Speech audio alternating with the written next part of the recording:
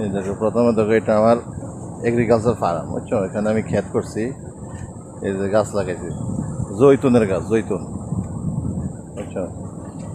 তারপরে অনেক ফলাদির গাছ, অনেক কিছু আছে এখানে।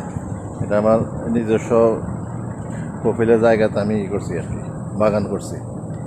এই দেখো, এই যে এখন পানি দিয়েছি অটোমেটিক, বুঝছো? পাম্প আছে, মোটর চালু করে দিয়ে পানি পড়তে থাকে।